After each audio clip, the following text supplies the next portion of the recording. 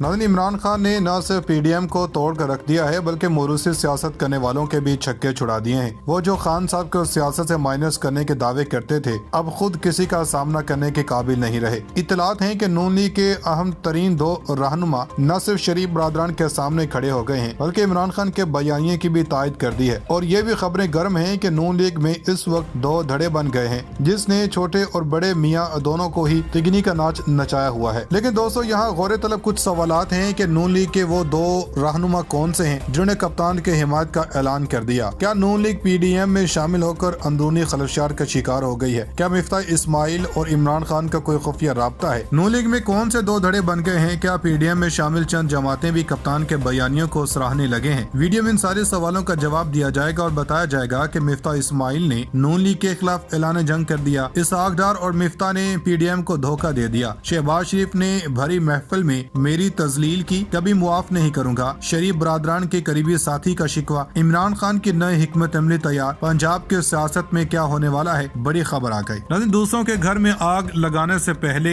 हमें ये जरूर सोचना चाहिए कि हमारा अपना घर भी किसी न किसी की लगाई गई आग से जल सकता है। यही आग अगर पीडीएम सोच लेती है तो आज जो इस टोले का हाल हो रहा है वो ना होता। तहरीक इंसाफ में फूट डलवाते डलवाते नून लीग ने आखिरकार अपने ही हाथ जख्मी कर लिए हैं। साबिक वजीर खजाना मिफ्ता इस्माइल ने इमरान खान की तायद करके न सिर्फ नून लीग को बड़ा झटका दिया है बल्कि पीडीएम को भी चारों शनिचित कर दिया है। और सोने पर सुहागा यह है कि अब नून लीग में शीन भी शामिल हो गई है और मीम भी। जी हाँ दोस्तों, खुद को मुल्क की सबसे बड़ी जमहूरी पार्टी कहलाने वाली नून लीग में इस वक्त धड़ेबंदी का शिकार है, क्योंकि नून में से अब शीन भी निकल आया है और मीम भी निकलने को बेताब है। वीडियो में ये सवालात भी जेर बहस होंगे कि ऐसा क्या हुआ कि मिफ्ता इस्माइल को इमरान खान की तारीफों के पुल बांधने पड़े। क्या वो तहरीक इंसाफ में शमूलियत के लिए पर तोल रहे हैं? इसहाक डार और मिफ्ता इस्माइल के दरमियान इतनी कड़वाहटों की वजह क्या है? क्या इसहाक डार लंदन से नून लीग को तोड़ने का एजेंडा लेकर आए हैं? क्या नून में से शीन और मीम निकलेगी? वीडियो में ये भी डिस्कस किया जाएगा कि इमरान खान ने 13 जमातों की सियासत खत्म कर दी, मिफ्ता इस्माइल ने मुल्क के डिफॉल्ट होने का जिम्मेदार इसहाक डार को करार दे दिया। नाज़रीन, अपने ही गिराते हैं नशीमन पर बिजलियां। जी दोस्तों, इसहाक डार के वजीर खजाना बनते ही मिफ्ता इस्माइल पर जो बिजलियां गिरी, इसकी तकलीफ का अंदाजा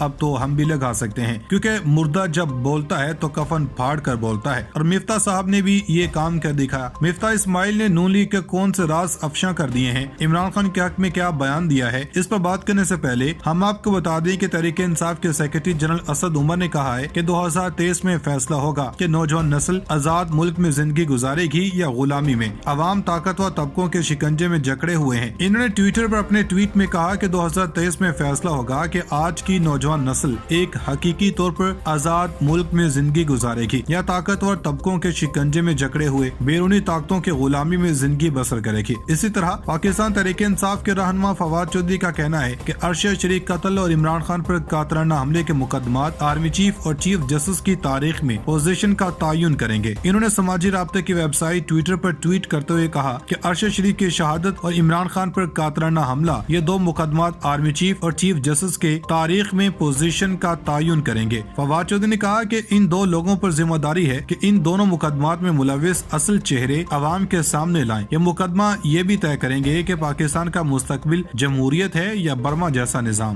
नाज़रीन, साबिक वजीर खजाना मिफ्ता इस्माइल ने अपनी ही पार्टी के मौजूदा वजीर खजाना इसहाक डार पर तनकीद के निश्तर चला दिए। कहा कि मेरे खिलाफ टीवी पर कैंपेन चलाई गई और मेरी पॉलिसियों को गलत कहा गया। वजारत खजाना से हटाने के बाद भी काबीना में रहने की पेशकश हुई, मैंने मना कर दिया। इसहाक डार मेरे खिलाफ प्रोपेगेंडा करवाते थे। इसहाक डार का वजीर बनने का बहुत शौक था। नवाज शरीफ की बेटी का ससुर होने की वजह से इसहाक डार की ज्यादा अहमियत रही है। इसहाक डार दावा करते थे दूध शहद की नहरें बहा दूंगा। वो टीवी पर भी कहते थे कि मैं डॉलर 160 का कर दूंगा। मेरे खिलाफ प्रोग्राम करवाते थे। साबिक वजीर खजाना मिफ्ता इस्माइल ने मजीद कहा कि मुझे जिस तरीके से हटाया गया इस पर पार्टी से शिकवा है। वजारत खजाना से हटाने के बाद भी काबीना में रहने की पेशकश हुई, मैंने मना कर दिया। इसहाक डार पार्टी में किसी और को वजीर खजाना नहीं देख सकते। इसहाक डार नवाज शरीफ को कहते थे मैं डॉलर और पेट्रोल सस्ता कर दूंगा। वज़ीर आज़म शहबाज शरीफ मेरी कारकर्दगी से खुश थे, हटाना नहीं चाहते थे। मुझे हटाना वज़ीर आज़म की सवाबदीद थी, मगर जिस तरीके से हटाया वो दुरुस्त नहीं। नवाज शरीफ ने लंदन बुलाया,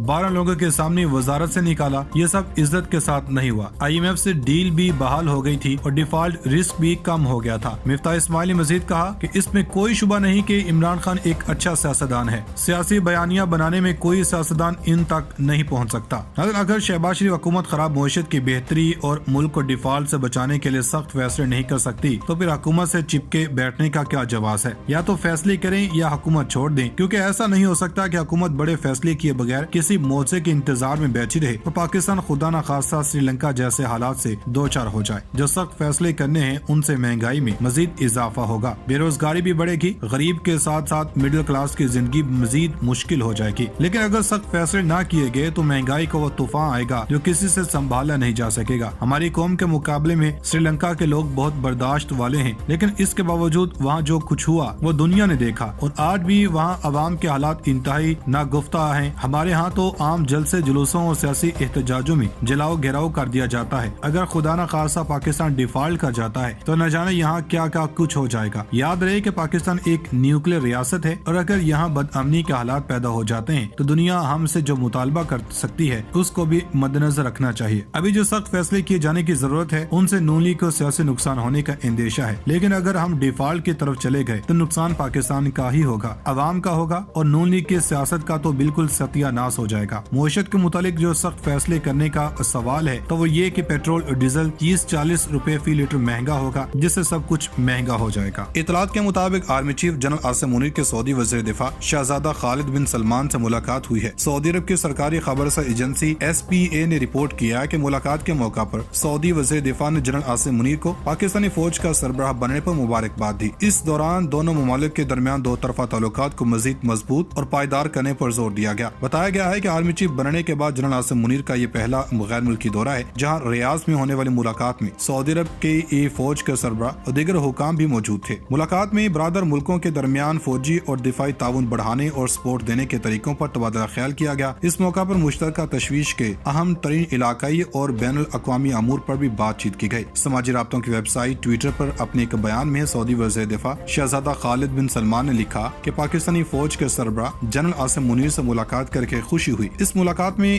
ہم نے دونوں برادر ملکوں کے درمیان اسٹریٹجک پارٹنرشپ پر زور دیا، جس کے لیے دو طرفہ فوجی اور دفاعی تعلقات کا جائزہ لیا گیا اور اپنے تعاون کو مضبوط بنانے کے طریقوں پر تبادلہ خیال کیا۔ ناظرین، مملکت سعودی عرب اور اسلامی جمہوریہ پاکستان کے درمیان غیر معمولی تعلقات ہیں جن کی جڑیں دونوں کی عوام کے درمیان محبت میں گڑی ہیں اور اس وجہ سے قیادت میں ہونے والی تبدیلیوں سے محفوظ ہیں۔ سعودی عرب نے ہمیشہ پاکستان کی معیشت، استحکام اور اس عوام کی فلاح و بہبود میں اپنا کردار ادا کیا۔ یہ ایک قابل فخر روایت ہے جو آزادی سے بہت پہلے کی بات ہے۔ سعودی عرب اقوام متحدہ کے پہلے رکن ممالک میں شامل تھا جنہوں نے پاکستان کو تسلیم کیا۔ 1950 میں اس نے پاکستان کے ساتھ دوستی کا ایک معاہدہ بھی کیا۔ 1954 میں شاہ سلمان بن عبدالعزیز نے پاکستان کے سابق دارالحکومت کراچی میں ایک ہاؤسنگ اسکیم کا سنگ بنیاد رکھا جس کا نام ان کے نام پر سعودآباد رکھا گیا، اور 1960 کی دہائی میں سعودی عرب اور پاکستان نے 1965 کی پاک بھارت جنگ اور 1967 کی عرب اسرائیلی جنگ کے دوران ایک ساتھ کام کیا، اور 1969 میں اس وقت کے سعودی وزیر دفاع اور ہوا بازی شہزادہ سلطان بن عبدالعزیز نے دو طرفہ دفاعی تعاون کے پروٹوکول کو حتمی شکل دینے کے لیے پاکستان کا دورہ کیا۔ پاک سعودی تعلقات کا ایک شاندار باب 1970 کی دہائی میں شاہ فیصل بن عبدالعزیز اور وزیر اعظم ذوالفقار علی بھٹو کی قیادت میں شروع ہوا۔